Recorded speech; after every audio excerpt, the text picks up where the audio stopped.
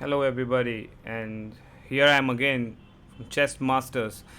And in today's game, what I want to tell you is that this game is between Gukesh and Magnus Carlsen, the world champion. And this game is very important. The reason behind the importance of this game is as this game has no inaccuracy at all. Can you believe this? Can you believe this? This is really inspiration. This game is kind of you can see how much accurate you have to be a 2700 rated beast and to be world champion. And in this game you will see that Magnus Carlsen not even make a single mistake, and not even Gukesh has made a blunder or terrible mistake. He's as per Magnus Carlsen, but you will this is the only game in which you can actually see the difference between a world champion and a super duper grandmaster. So let's see and let's analyze the game. Let's see. So what happened in the game? White started with d4, and this is the London system, the normal game. And as you can see that this is not the main move. Many times you can just push this, play the knight and castle. That's okay, but this is not the main move, the knight c3 move. So Gukesh tried to be smart.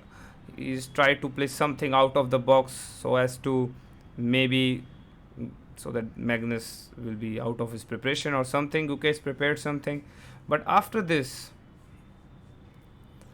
Magnus immediately just put this bishop on b7, and as you can see f3, e6, and the center is quite good looking. This position is quite good. The bishop is good, the knight is good, this bishop can develop, and the knight.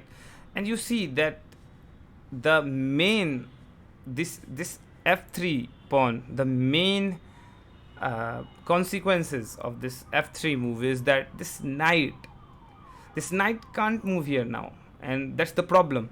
You will see that in the whole game the knight will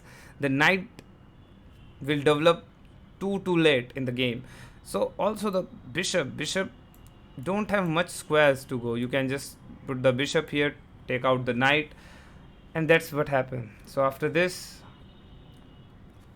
a5, a6, yes, so that the knight won't go here and Magnus won't get this check. This is a beginner check. So Magnus Magnus know how to play chess, so he just did this. And after the queen move for the castling, black opens, and this is the moment. And I think even the analyzer is saying ex d5 is quite good, but you could go this is a fine move. If you just push this, there is no problem at all. You can really play this, and the knight will go here and the castles, so there is not a big problem. Okay, let's see. But if he plays this, what would happen? Knight here, and still it's okay, and the game would be more dynamic, but okay. Castles, bishop comes, and at this point a3 and e5 are both the moves, and Gukesh go with a3, captures, and this is the moment. Can you find the move? Only one move good for white, and that is, as you can see the bar, it's saying e5 is good, and you can see this analysis going on. So many positions, you can see this that queen can go, then. So this is what happened. This is the main line which happened same in the game. After taking with knight, queen takes and queen comes into the play. See, it's very important that this queen comes here, because you don't want to just move your rook and this king is in middle of the war. So just the queen comes here and queen takes, the exchange of the queens. And right now you can see 1 2 3 4 5 5 6 7. You can see black has an extra pawn, but not right, like definitely white is going to take this pawn, and now it's equal, but not too far. First of all, what actually white did right now is not take this pawn, but to just put this bishop on e5 square, so that the king has to move here. And why is that king has to move here? Because now there are some chances of check here, some more space, some more threats. And after taking this, knight come into the play, and bishop back. And why bishop back? This is the, like, you have to know why bishop back, because sooner or later, you know that uh, the rook is coming here, you don't want to give the tempo, and also the knights are going for future checks, and you also want to develop here. You don't want to just attack this rook here, so there's a wall here also to set this bishop here in future. Let's suppose if the bishop is here, you want to set this bishop. Also, the main reason is to just set the bishop on this diagonal, so that to pin this king, because the rook is attacking here, and this knight, and so you can the pin. So for the pin, the bishop comes to g3, and the rook, and again the bishop are developing move. You can't develop the knight. Sorry, that's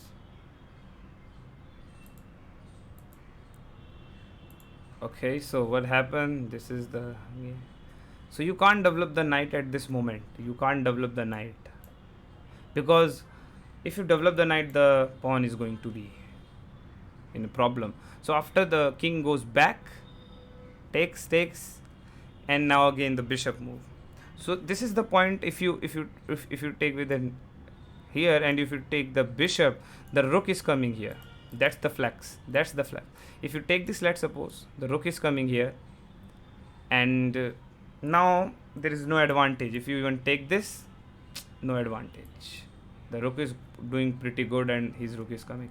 So that could be the possibility, but the best move is to take, because if now he takes the bishop, I have a knight advancement, and I will gain the pawn. So he takes the pawn, and after pawn takes, definitely you don't want this back rank checks or any kind of attacks.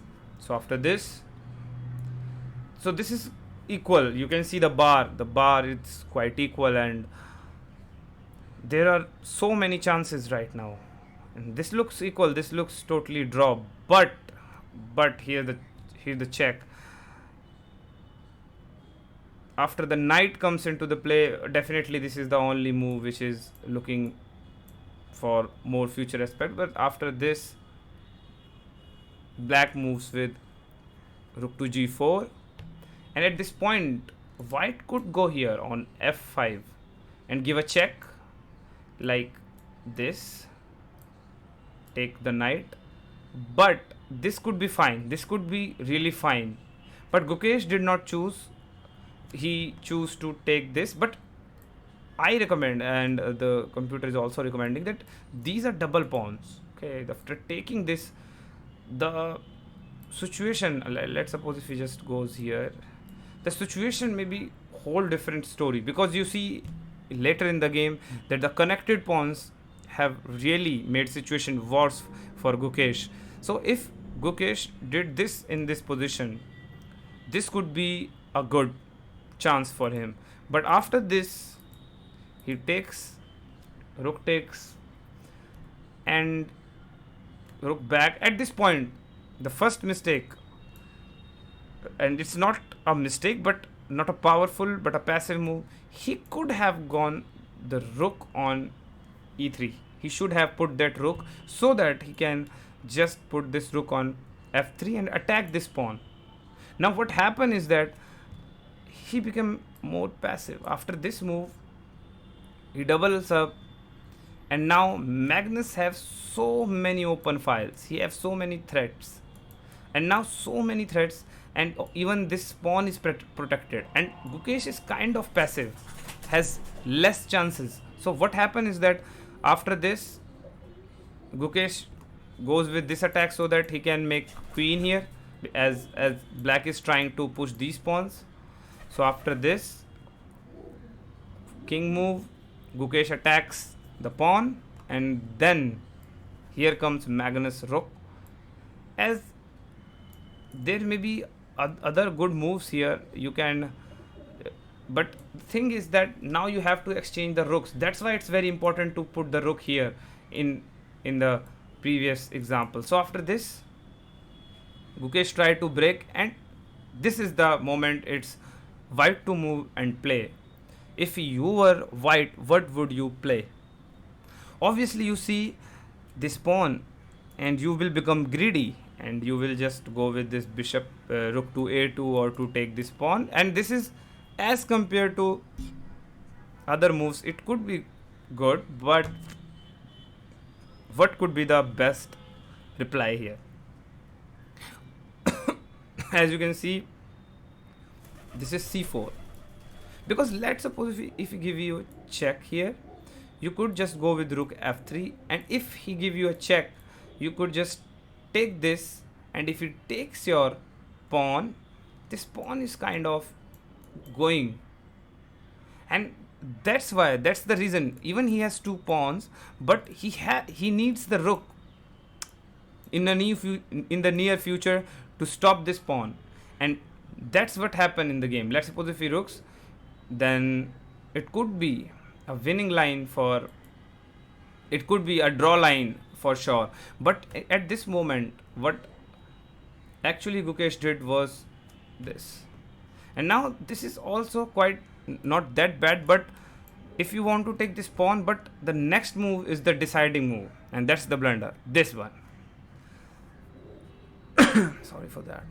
So this is the rook to a7 and a check, and now that's kind of, you can just go with rook to a5 to just take this, and these pawns are looking so good, but first giving a check, and then again taking this rook to a2, and this is the point where Gukesh starts losing, because the move at this point could be the rook to b7 or rook to a5.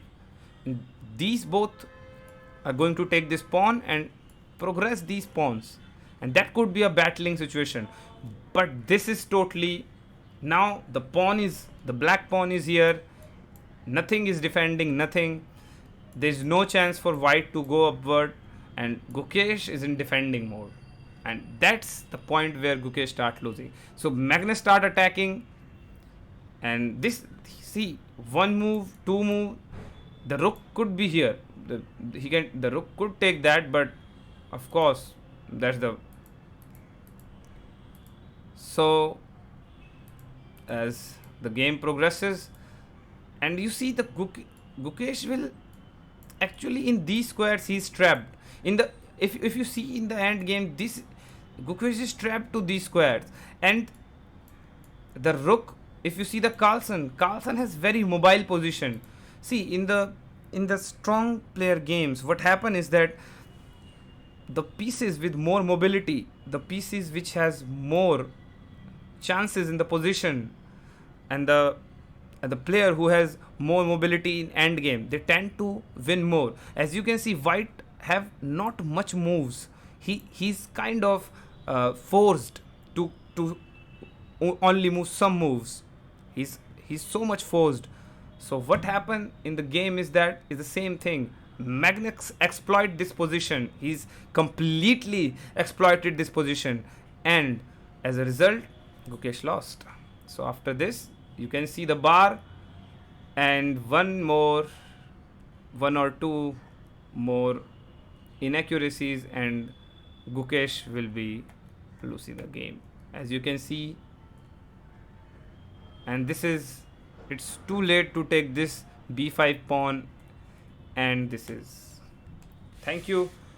As you can see that even without making no mistake in the opening, in the middle game, just a few bad move, or you can see just not even an inaccuracy, just a passive move, Gukesh lost this game.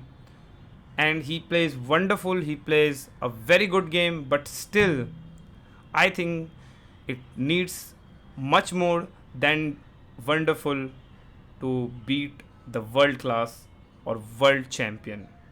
Okay, thank you.